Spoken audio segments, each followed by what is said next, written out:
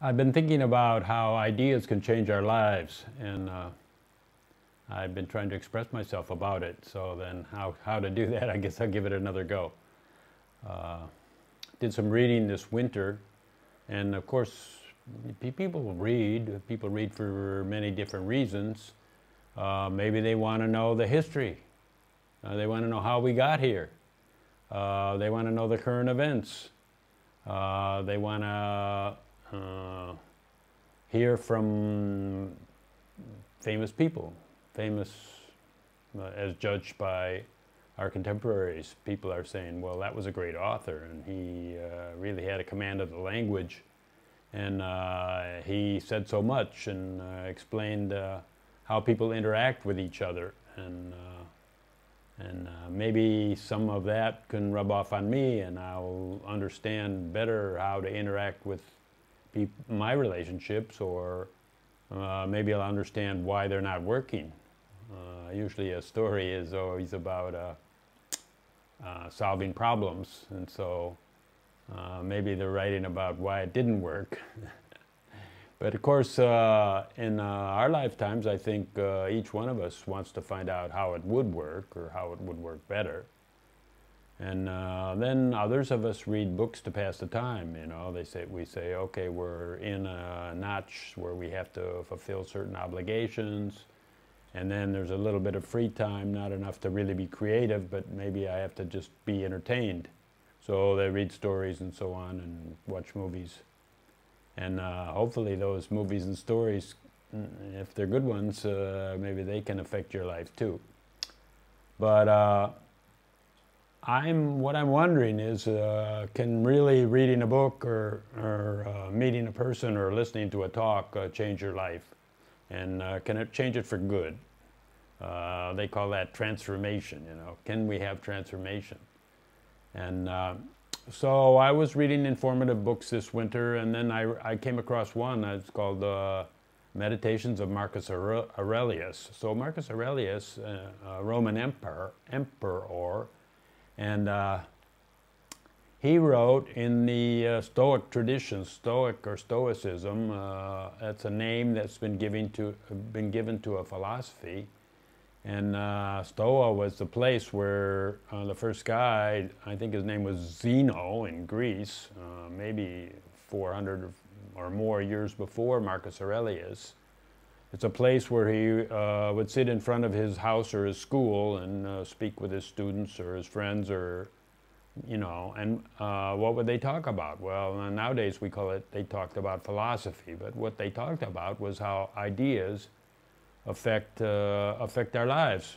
And so we have thoughts, ideas, beliefs, and that can either put us into action, or it can hold us back, or maybe we should be held back at certain times. You know, we shouldn't be impulsive, or, well, it's a whole discussion and discovery about what drives the human being. You know, the lazy way to say it is that circumstances are always directing what I have to do. You know, I have to work for this guy, I have to make this money, I have to feed these kids and send them to school, I've still got a mortgage to pay. You know, you're lucky if you even got a mortgage to pay. We are lucky people. You know, some people are nowadays calling it white privilege, but well, that's the color of my skin, so what to do? So in order to talk about how ideas, or new ideas, if there is such a thing as new ideas, and admittedly Marcus Aurelius and Zeno and Socrates and Plato, these guys are 2,000 and more years old. So are these new ideas? Well, maybe they're new to us. So then, in order to talk about new ideas and how they can act upon us, I think it's important to talk about ourselves and say, well, how do we accept new ideas, and how do maybe we repel them, and how do we take on, not necessarily take on new beliefs, but examine them, examine new ways to be. And why would we do it? You know, because most of us, well, everyone has got a justification for what we do. we can justify why I'm here, what I'm doing, and I've got an explanation. And also, of course, I've got an explanation, or let's call it an excuse, of why I don't do all the other things that I could do. And there's plenty of things that people are asking me, come on here, come do this, do that. And I'm sure have an excuse why I don't want to do it.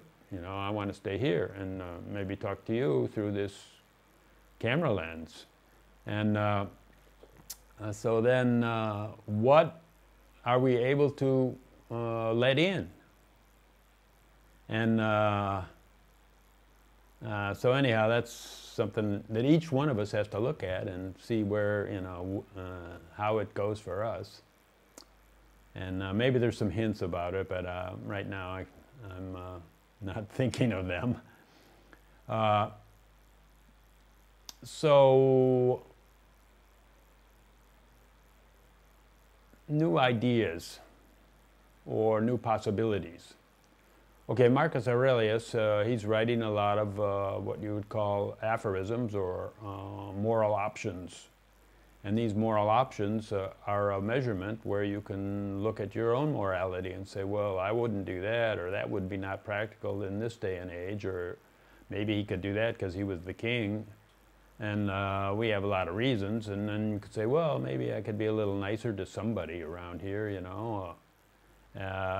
So it's a measurement, and it lets me kind of like look at my own ideas and see, well, have I updated them lately? Are they obsolete? Do they come from my childhood? Do they come from my parents' childhood? And they might be very old, you know, and then we just do it. Blindly, if we're not questioning it, we're doing it blindly. We're just following this regimen. And then we might not even know it's a regimen. We just are habituated to do certain things, and we just keep doing them. And then if anyone says, hey, you can do something else, then we kind of say, wait a minute, oh, we don't need that. Why do you want me to change? You know, what's in it for you? So let's say you've got yourself to a point where you want to change something. Of course, well, we all want to change certain things. But then you have to look and say, well, where is my focus? What am I trying to change? And so for the most part, I think everybody wants to change the circumstances. I want to change about you, how you treat me, or when you're available and when you're not available, or I want to change the city or the government, or always on the external. And really change me, or how would I change? I'm all right the way I am. And so Marcus Aurelius, he's got a very wise comment. He says about yourself, you know, changing your own attitudes, your own belief structures, your own opinions, you're in full power. You might be not in full awareness, but if you investigate and are able to discover deeper and deeper, and it's a process, you will be able to make some changes, you know, and tomorrow make some more, and then, you know, maybe go back and then change them again. I mean, well, who's stopping you? So in a way, you're like 100% facilitated to change yourself. And not only can you change your own behavior, but you can change your own judgment points of how you, what feelings you trigger through other people's behavior, or through natural events that seem to press down on you, or, well, anything in the external. So this is where you're fully able. Now, if you go to the other side of it, the externalities, and I say, well, look, I want to change you. And you say, wait a minute, I don't want to change, you know. In fact, you want to change me. So then that's where I'm totally not facilitated, like really nothing I can do, you know. I can beg and coax, and I can try to force, and, you know, if I'm the king, I can say I'm going to behead you or something like that. But really, I can't change what's inside, you know. I can change your outer me. Well, me personally, I can't change anything. I can't change anything about you. But that's my focus. So what the heck? Why am I focusing on what I can't do, and then why am I ignoring what I can do? And that's real wisdom that comes through the writings that we're discussing. And it's not only economy of energy, because I don't spend any energy whatsoever on, okay, he's got a definition. He calls it indifferent. What I can do, what I'm able to do, I should focus on totally. And what I can't do, change the world, I'm indifferent. I'm indifferent to it. Let it go. It's up to you to change yourself. It's not up to me. And so indifference, whereas the common use of the word indifference certainly does not mean I'm indifferent to my circumstances, certainly does not mean I'm indifferent to what you do that impedes me. That's where I have my most interest. And the only thing that I'm indifferent in is just exactly the opposite. I'm indifferent to how other people take me and what I say and why I'm triggered off by this or that, or why I rely so much on anger, or why I am so complacent, or whatever I do inside myself. That's my use of indifference. So then this Aurelius definition of indifference is totally flipped 180 degrees. And so what happens when you don't work on what you are indifferent to? When you don't work on it, you don't spend any energy, but also you don't trigger your mind about it. Trigger means like you don't have an emotion about it. You've got an explanation. You've changed your opinions, which are your explanation parts. It's how you story.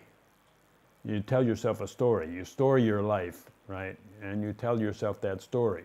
And so you re-story those particular trigger points, and then they become benign, and they don't make mental turmoil. So the absence of mental turmoil, we could call it peace of mind. If we want to use a big word, we could say equanimity. It means that I'm not put off or emotionally triggered by the outside world. It means that only me, I'm the only one that's in charge of my mental state, and nobody else has got access to it unless I give it to them. And I only give it to them through my opinions about what they do, but it's only me. And so this is a PowerPoint. This is being empowered. This is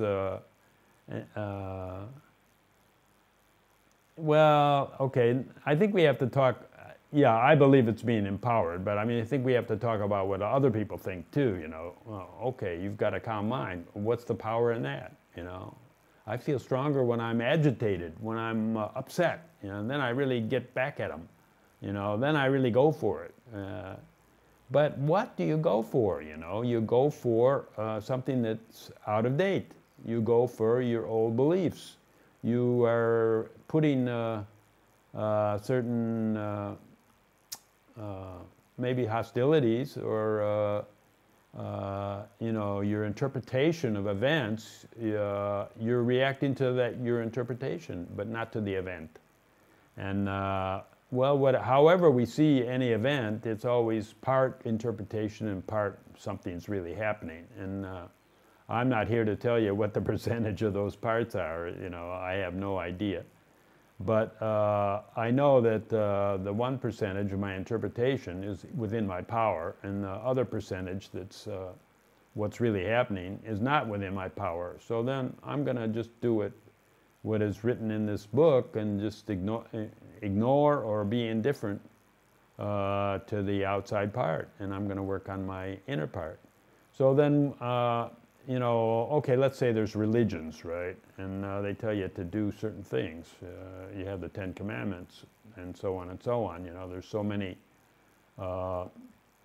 Every religion has their own code of conduct, and so then to practice that religion, you need to approach and start behaving according to that code of conduct.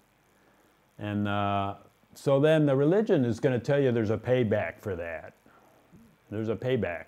you know, you'll live a nicer life or something like that. But it doesn't always seem that way, you know, as far as, especially with justice, you know, somebody's unjust to me and then I'm supposed to be nice to them. It doesn't seem right. And actually, it triggers a feeling that feels like I'm being taken advantage of. It feels like, you know, something is not right here. And it's actually a survival instinct, you know. My survival is threatened, and I have to do something about it. So I have that boiling feeling, and but still, the religions will tell you, okay, keep doing it anyhow, because there is a payback, you know. And then they're going to have to tell you, well, it's after you're dead, okay. Now, some religions say you go to heaven, and so then now you're in a higher heaven, or you know, maybe you got it all worked out, nothing to do there. Other religions might say it's another lifetime. Oh boy, now I'm going to be born again and have to do all this all over again. So, I mean, this is accepted lore, right? Lore means it's weaving a story, right? And then I don't know if we're accepting it or not. Are you going to live another lifetime? Me, I'm not worried about it, because if I do, I'll live it when I live it, when I get there. And if I don't, I mean, do I have to get prepared in this lifetime? Do I have to negate this lifetime in order to live in some perhaps fantasy world? And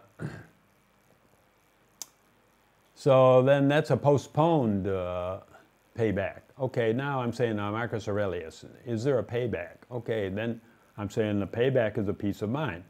And you're saying, well, wait a minute, peace of mind, I mean, that's just docile. Is that a payback, or what is that, you know? And but I say that you can really see the situation better if you don't have a lot of noise in your mind.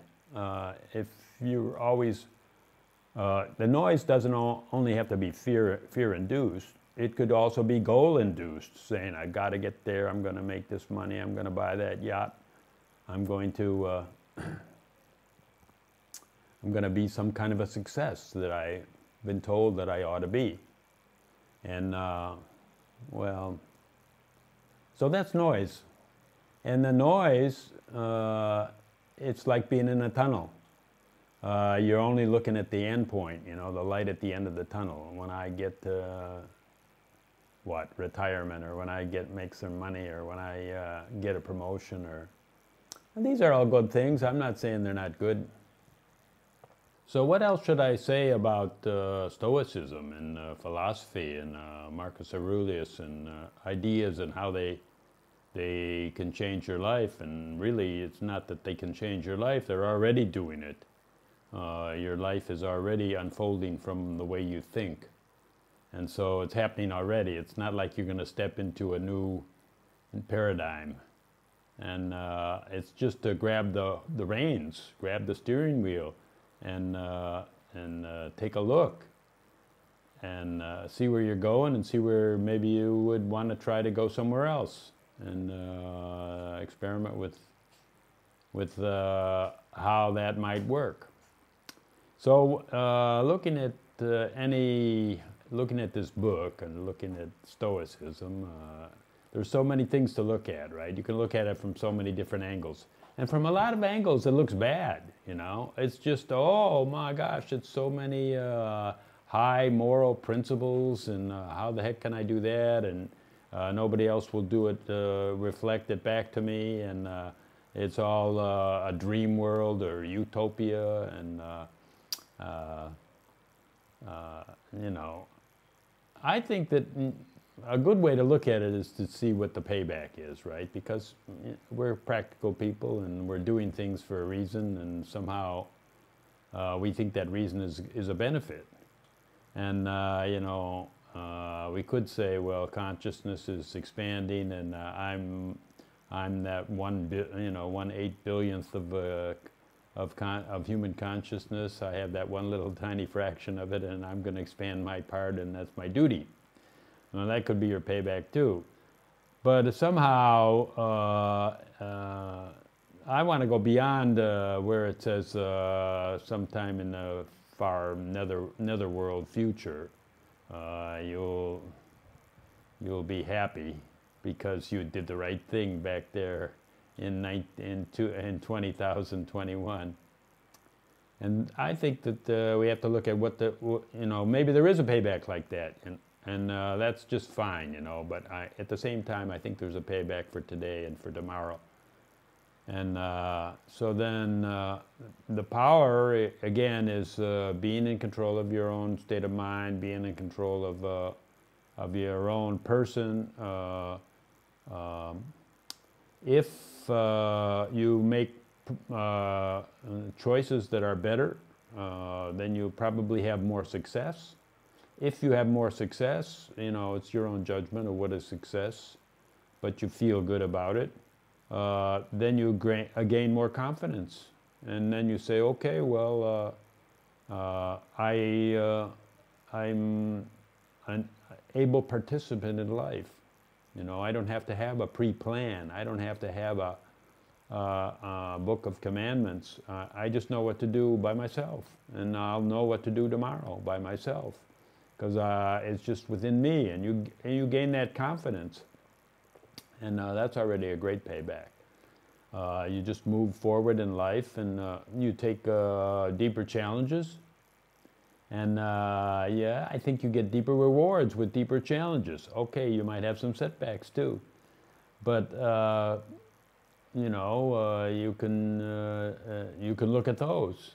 And lots of times there's goodness in setback. Okay, some things that Marcus Aurelius says, I'm not going to really do a lot of quotes and stuff like that, because there's so much, one thing he says is that any adversity is you change to your power.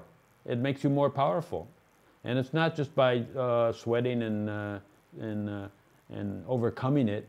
It's just by you see another path. Another path opens up, and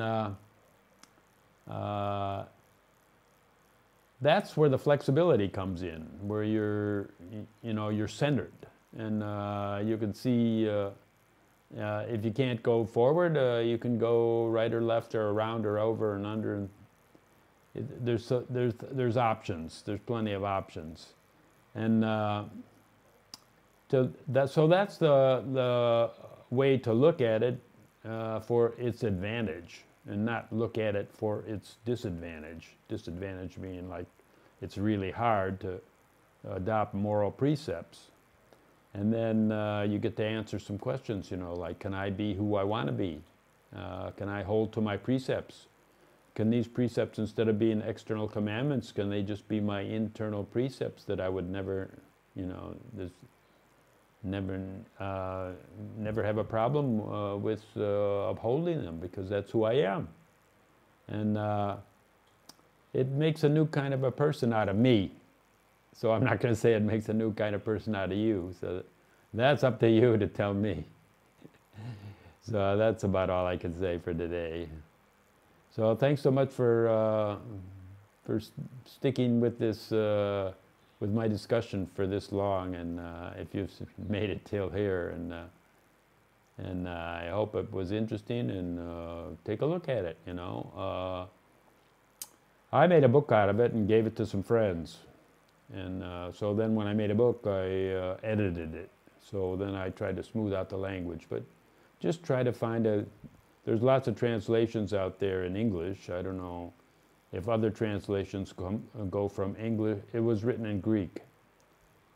If other translations go from the Greek to another language, or if they go through the English translations. But anyhow, find one you like, and see what's in it. See what's in it for you. So, okay, thanks so much.